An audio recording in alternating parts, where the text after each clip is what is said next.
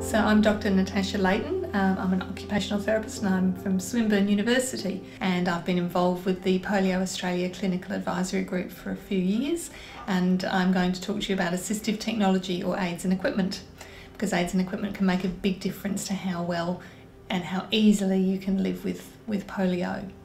So aids and equipment, other terms for aids and equipment are medical appliances or devices or aids to daily living.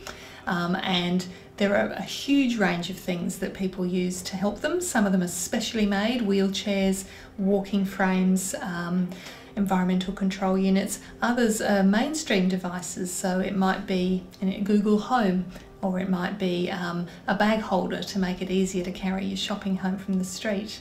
It might be things like a scooter that lots of people use, or it might be something like a shopper walker that you can put your shopping in, or a trolley that you can get around with at home. And the reason assistive technology is such a powerful support is it can replace some of the things that we have trouble with living with polio. So our body structures and functions change. We might not be able to grip things as well, lift things as well, balance can change, gait or being able to walk well can change. It can also be difficult to physically handle tasks in the way that we used to, or just living with the fatigue and having to conserve energy can change the way we do things. Occupational therapists care about people being able to do what it is they want to do in their lives, and what everyone wants to do is very, very different. But usually there's a piece of equipment or a strategy or something that can be done to make it a little bit easier to keep going with things that really matter to you. It might be a matter of finding a device that will enable you to have less of a load or difficulty in your life.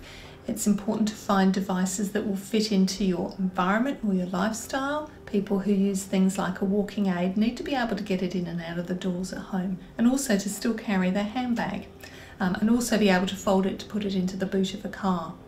So working out exactly how it's going to work in your life, and then exactly what that useful thing might be, takes a bit of knowledge and skill, and often your peers are the people who are most helpful with this, other people who've lived with polio and have had this lived experience. It can also be really useful to look online, see products in action. Somewhere like the National Equipment Database has a huge repository of the sorts of aids and equipment or assistive technologies that people find useful. Sometimes they're specially made, sometimes they're generally available, but that will go through what those products might offer you.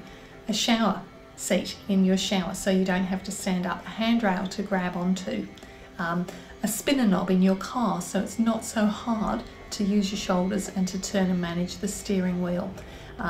There are about 650 different categories of aids and equipment in the world, and within those there are thousands and thousands of different devices.